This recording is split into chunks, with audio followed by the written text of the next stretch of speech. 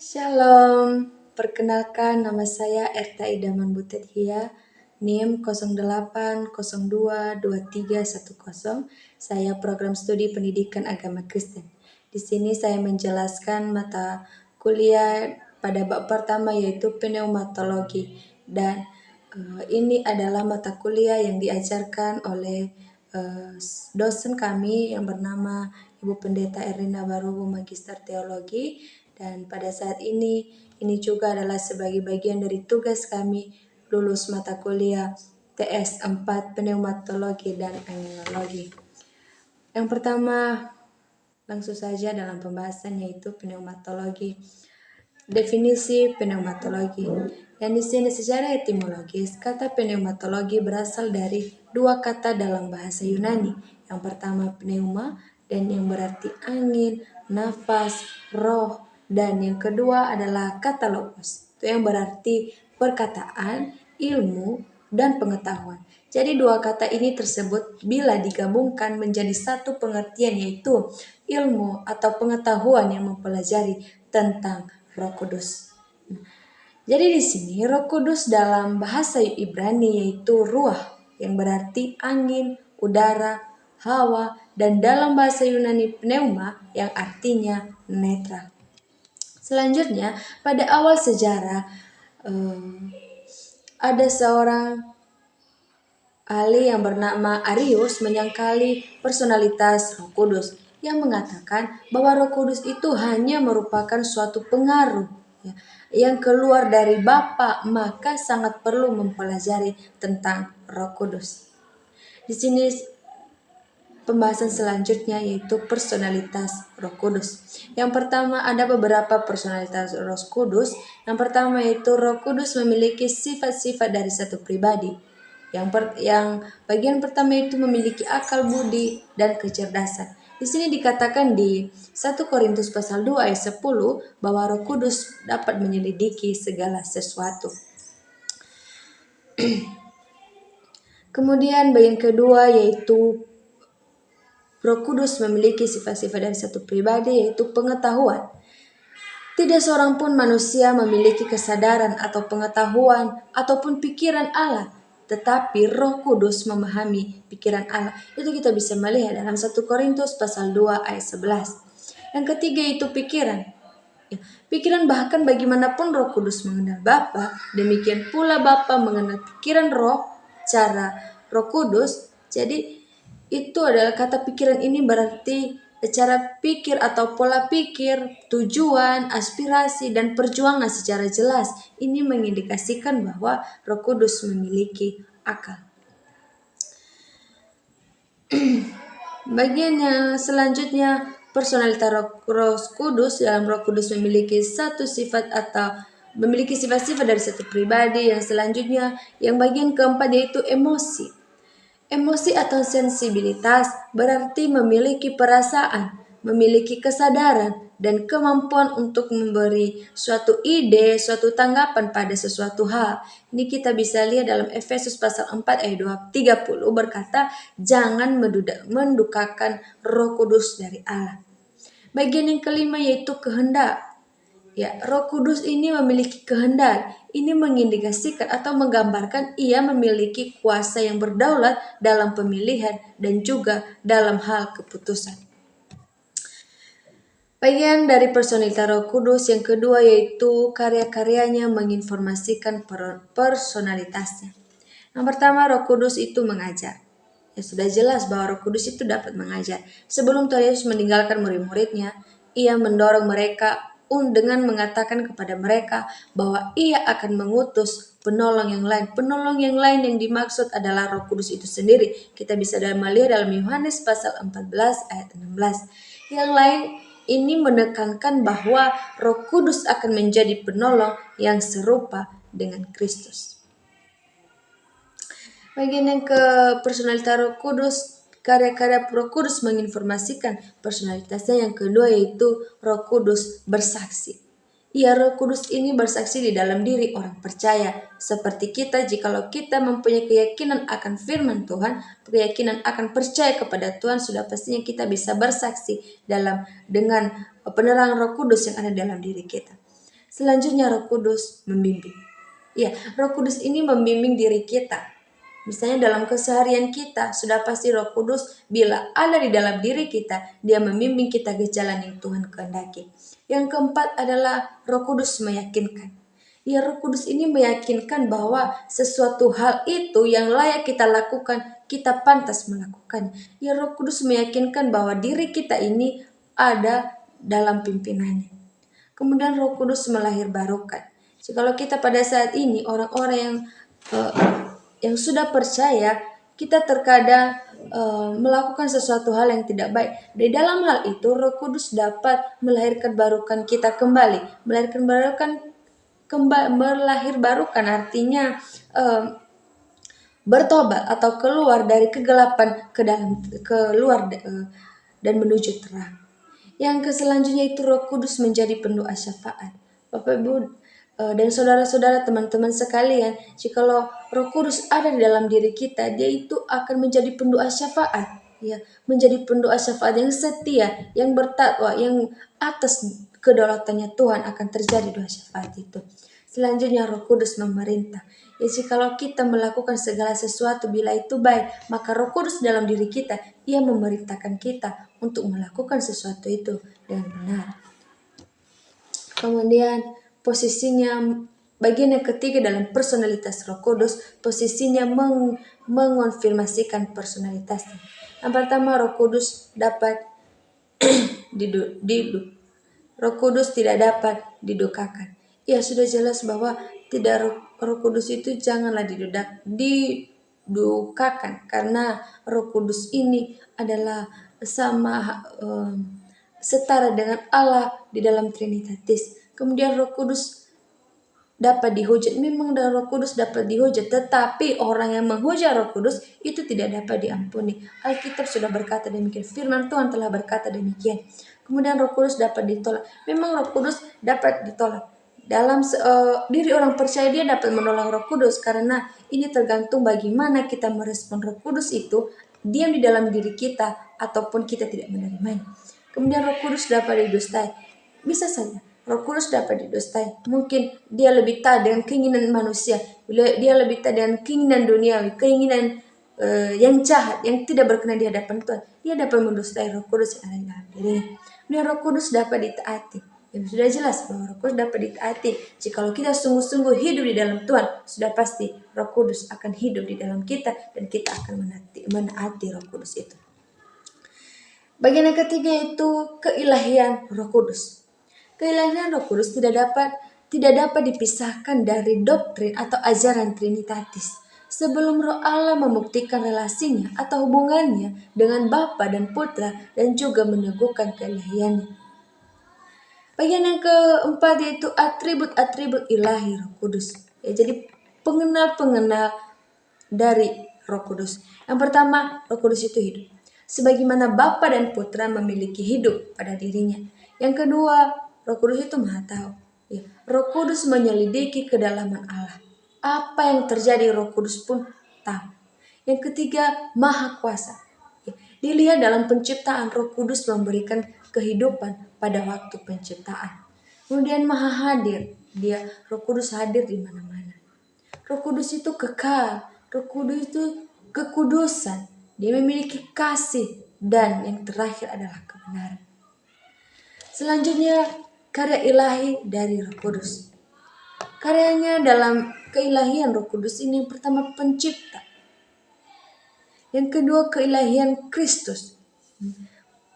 Dan yang ketiga inspirasi kitab suci. Di dalam Roh Kudus tertulis di dalam Alkitab tertulis banyak sekali tentang Roh Kudus dan Roh Kudus. Ini suatu inspirasi dari kitab suci bahwa Roh Kudus itu adalah sangat penting baik di dalam diri kita maupun di dalam diri orang lain. Terlebih-lebih kita orang percaya, Roh Kudus wajiblah kita inspirasikan di dalam kehidupan kita, seperti di dalam kitab suci adalah sudah menjadi inspirasi di dalamnya.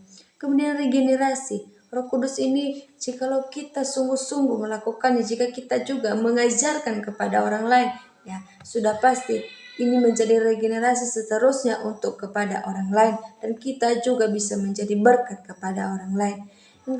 Yang selanjutnya adalah perantara. Ya, Roh Kudus ini dapat menjadi perantara antara kita dengan hubungan kita dengan Tuhan, hubungan jika kita membangun komunikasi atau membangun hubungan intim dengan Tuhan, Roh Kudus bisa menjadi perantara. Jikalau misalnya dalam hal kecil kita berdoa kepada Tuhan, sudah pasti kita meminta pimpinan atau tuntunan dari Roh Kudus supaya Roh Kudus menuntun kita, memberikan kita hikmat untuk menyampaikan apa yang menjadi isi hati kita kepada Tuhan. Kemudian pengudusan. Ya, yang sudah dipenuhi oleh Roh Kudus sudah wajib ia adalah kudus. Seperti firman Tuhan berkata, "Jikalau engkau hidup di dalamku, engkaulah harus kudus sebab aku ini adalah kudus." Dan aku yang dimaksud adalah Tuhan sudah kudus. Jikalau engkau mau hidup di dalam Tuhan, engkau wajib kudus karena Tuhan sendiri telah duluan kudus. Kemudian penolong orang-orang kudus. Ya, seperti kita pada saat ini, kita yang percaya meyakini bahwa Tuhan adalah juru selamat kita, Tuhan adalah penolong di dalam kehidupan kita, maka Roh Kudus menjadi penolong di dalam diri kita, hidup kita, dan hari ini sampai selama-lamanya. Selanjutnya, representasi Roh Kudus atau gambaran pribadi dan karya Kristus. Yang pertama, pakaian. Ya, kita bisa melihat pada zaman Adam dan Hawa, waktu Tuhan memberikan mereka pakaian, bagaimana pimpinan Roh Kudus dalam diri Tuhan memberikan atau membuat pakaian kepada Adam dan Hawa yang pada waktu itu telanjang, pada waktu mereka berbuat dosa di hadapan Tuhan. Kemudian merpati, ya, Roh Kudus pada waktu Tuhan Yesus dibaptis, ya, merpati turun di atas dari surga dan turun ke atas bahunya Tuhan. Itu adalah pimpinan Roh Kudus atau gambaran pribadi dari karya Kristus tentang Roh Kudus itu sendiri. Kemudian jaminan, ya, Roh Kudus ini dapat menjamin hidup kita. Seperti contoh yang saya berikan tadi, bahwa di dalam doa kita, jika kita meminta pimpinan Roh Kudus, maka yakin percaya bahwa Tuhan akan menjawab doa kita, walaupun bukan sekarang, tetapi untuk kedepannya pastilah Tuhan akan menjawabnya. Kemudian api. Pada waktu hari Pentakosta, murid-murid Tuhan Yesus dipenuhi dengan Roh Kudus, waktu hinggap di kepala mereka nyala lidah api, ya, nyala lidah seperti api turun ke atas mereka, itu menggambarkan dari karya Kristus itu sendiri. Selanjutnya minyak. Ya, minyak pada waktu bangsa-bangsa Israel atau orang-orang yang diurapi dia sebagai raja, maka digambarkan minyak diurapi atau diberikan kepadanya sebagai pengurapan Roh Kudus di dalam dirinya. Kemudian meterai, ini Tuhan memeteraikan orang percaya dengan Roh Kudus supaya orang itu diteguhkan dan dia siap menjadi pengikut Tuhan. Kemudian air, kalau terjadi baptisan air di dalam hidup orang percaya, telah termasuk jaminan atau representasi gambaran pribadi dari karya Kristus tentang Roh Kudus ini. Dan yang terakhir adalah angin. Kemudian pelayanan Roh Kudus dalam Perjanjian Lama. Orang-orang percaya dalam Perjanjian Lama juga akan mengalami regenerasi. Artinya mereka juga mengalami regenerasi dari turunnya Roh Kudus ini. Orang-orang itu diperintahkan untuk perbaharuilah hatimu dan rohmu, menunjukkan orang-orang dalam Perjanjian Lama menunjukkan regenerasi oleh Roh Kudus. Selanjutnya Roh Kudus mendiami manusia secara selektif. Artinya Roh Kudus ini mendiami orang-orang sebagian di dalam PL. Ya, pada waktu ada beberapa tokoh-tokoh Alkitab yang dipilih oleh Tuhan sebagai raja atau sebagai nabi, sebagai para imam, tuh Roh Kudus mendiami mereka secara selektif, mendiami hanya sebagian saja di dalam Perjanjian Lama. Yang kedua, Roh Kudus turun atas sebagian orang dalam PL. Ya, jikalau dia itu orang percaya, jikalau dia itu seorang raja, maka Roh Kudus turun kepadanya di dalam Perjanjian Lama, dan selanjutnya Roh Kudus memenuhi, itu pun hanya sebagian orang di dalam Perjanjian Lama. Selanjutnya kemampuan untuk melayani. Kemampuan yang diberikan dalam melayani termasuk kemampuan untuk mengerjakan pekerjaan artistik atau tabernakel dan bait suci. Selanjutnya kemampuan untuk memimpin bangsa dan kekuatan secara fisik. Selanjutnya relasi atau hubungan Roh Kudus dengan Kristus. Roh Kudus akan tinggal pada Mesias dan memberikan hikmat, kekuatan, dan pengetahuan yang memiliki kuasa yang besar. Selanjutnya bagian K yaitu kehidupan dan pelayanan Kristus. Yang pertama, pengurapan ini menunjukkan Yesus adalah Mesias dan Raja. Yang kedua, memperkenalkan Kristus dalam pelayanannya di muka bumi. Ketika keautentikan ilahi dari Yesus. Bagian L yang itu dosa melawan Roh Kudus. Allah telah menyatakan, aku akan menaruh rohku atasnya. Melawan Roh Kudus itu adalah final dan tidak dapat terampuni. Bagian yang ke-M yaitu baptisan sebagai karya Roh Kudus. Dibaptis dengan Roh Kudus, penuh dengan Roh Kudus. Roh Kuduslah yang melahirkan kembali orang-orang percaya. Kita bisa melihat dalam pertama hari Pentakosta turunnya Roh Kudus. Kedua, orang-orang Samaria diselamatkan. Ketiga, orang-orang dalam rumah Kornelius telah menjadi orang percaya. Keempat, orang-orang di Efesus menjadi percaya dan dibaptis dengan Roh Kudus. Selanjutnya bagian N yaitu penyertaan Roh Kudus. Roh Kudus itu adalah suatu karunia. Roh Kudus ini diberikan pada waktu keselamatan. Roh Kudus ini tinggal di dalam diri orang percaya. Dan keempat, pemeterian Roh Kudus adalah suatu karya Allah. Bagian yang ke-O adalah karunia-karunia Roh Kudus. Yang pertama, karunia rohani pada seseorang adalah perlengkapan dari Allah bagi pelayanannya. Yang kedua, karunia roh bagi gereja diperlengkapi bagi pendidikan dan kedewasaan gereja. Selanjutnya deskripsi dari karunia-karunia roh atau gambaran dari karunia-karunia roh yaitu yang pertama menjadi rasul, menjadi nabi, bisa menyatakan mujizat, bisa menyatakan kesembuhan, bisa berbahasa-bahasa lidah, bisa melakukan penginjilan, bisa menjadi pendeta pengajar, bisa melayani, menolong, dia bisa menjadi dia mempunyai iman yang kuat, bisa menasihati, membedakan roh yang tidak baik dengan roh yang baik. Dia itu mempunyai prinsip murah hati, prinsip memberi, ada di dalam dirinya kepemimpinan. Dia mempunyai hikmat serta pengetahuan. Itu sendiri, itu semua berasal dari Allah Bapa di surga. Bagian yang ke-Q yaitu pemenuhan oleh Roh Kudus. Roh Allah yang menyertai adalah pribadi yang harus terus-menerus mengontrol dan mendominasi kehidupan. Pemenuhan Roh Kudus terjadi karena esensial untuk kedewasaan orang percaya dan untuk pelayanan orang percaya. 3 konsep dipenuhi oleh Roh Kudus. Yang pertama, suatu perintah. Yang kedua, bersyarat. Dan yang ketiga, berurang. Jadi saudara-saudara yang terkasih di dalam nama Tuhan, demikian pembahasannya